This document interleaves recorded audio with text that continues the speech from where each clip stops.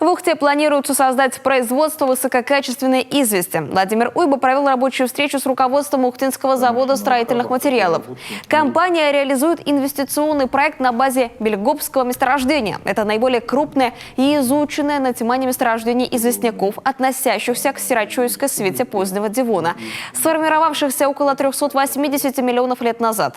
Его разведка началась в 1937 году. Карбонатные породы разрабатывались с 1963 года, как буд, щебень и известняковая мука. Сейчас в состав Бельгопского месторождения входят 4 участка известняков.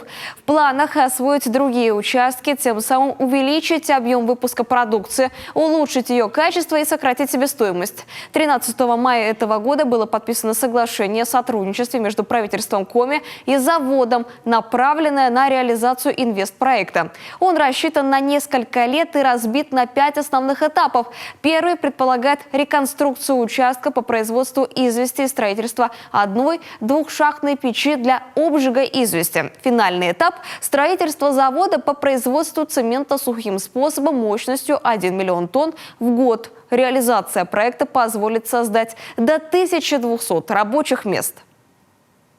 Проект имеет экономическую и социальную значимость для республики в целом и для Ухты.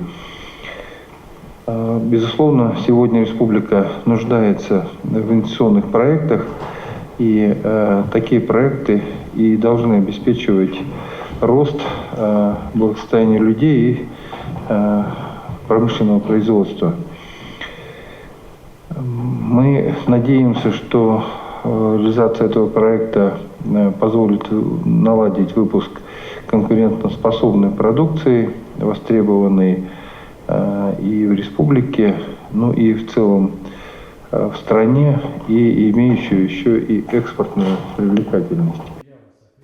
Отмечу также, что качество выпускаемой извести будет соответствовать требованиям стандарта извести ИФ-0, востребованной потребителями металлургической и химической отраслей и на сегодня непроизводимой в Российской Федерации.